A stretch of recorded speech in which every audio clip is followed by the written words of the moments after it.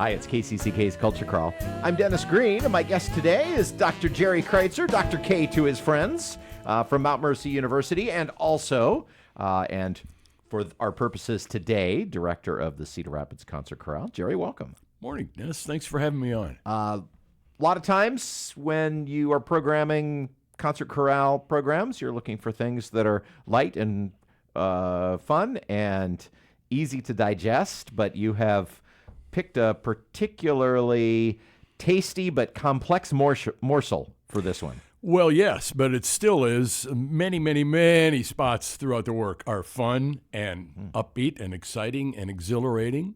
But yes, the work is considering Matthew Shepard.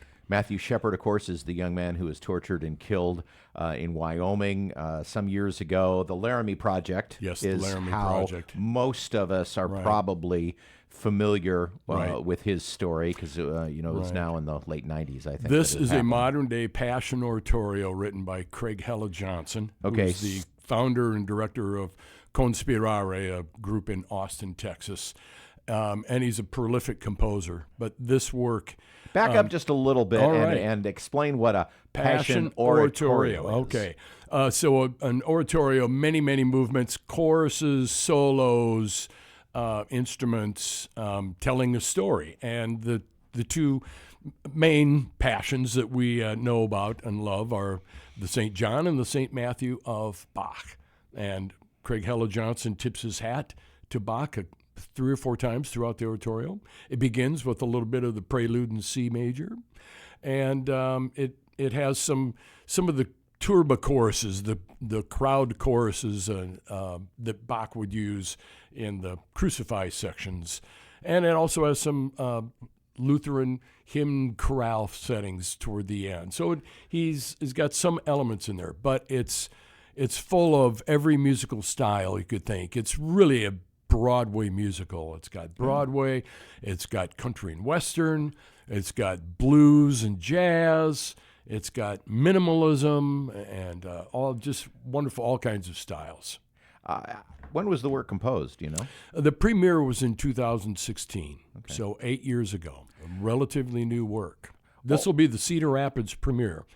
And to say of over 40 years that I've been doing major choral works, this might be the most powerful, emotional, cool piece I've ever done.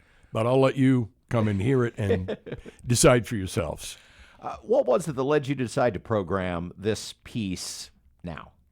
Well, I was familiar with a chorus or two from the work. The final big chorus at the end, very uplifting gospel chorus called All of Us, was actually an Iowa All-State choral piece a number of years ago. And so I knew that it was from this work, and I started investigating it 2 years ago, and just fell in love with the entire work. It's a work that needs to be performed, it needs to be experienced, it needs to be lived out. From a kind of a structural point of view, is it similar to, say, something that people would be familiar with, like the Messiah, where there are solo sections and then choral sections, right? That kind of that builds on each other through the. Yes, it's in 3 parts. The epilogue talks about the interconnectedness of all of life, and then a big Broadway chorus on Matthew Shepard, and using words from his own journal about himself and talking about himself, an ordinary boy. And then there's the Passion section, which deals with the events that happened, and then an epilogue, which is very affirmative and talks about the interconnectedness of us all and the powers of forgiveness and gratitude. The really wonderful thing about the lyrics and some of the poetry in the Passion, poetry written by Leslie Newman, from the perspective of the fence. So the fence before. Will anybody remember me when I'm gone? The fence that night. I held him all night long. The fence 1 week later, being a shrine. And the fence afterwards. And finally the fence is torn down. So it's a powerful, just wonderful moving work. Filled with solos, a dozen or more wonderful solos, powerful solos, lyrical solos, all from the chorale. Soloists are all from the chorale. when you dug into this, because you said that you knew the big choral piece, Right. But then dug into it and started finding all these other influences, the blues, the country, and all of that. What was your reaction when you saw just how many different musical styles were a part of this? Well, like in the Passions of Bach, which are some of the greatest creations of humankind, it's pretty much all one style, that high Baroque style. Yeah. And this just has something for everybody. The music is so accessible. You'll have tunes that you can tap your feet to and tunes that will blow you away. Powerful. What's been the reaction of the chorus as they've been learning? I know a lot of it is mechanical, but there comes a point in a piece like this where the emotion starts to sink in to the people performing it too. Yeah, and it just keeps getting bigger and stronger. But I can't say enough about the chorale and how they've tackled this work and dug into it and embraced it and learned it. And yes, it does have an impact on everybody. We'll finish some choruses and people will just kind of gasp, or a soloist will finish their solo and the chorale will clap for them. It's just been amazing work.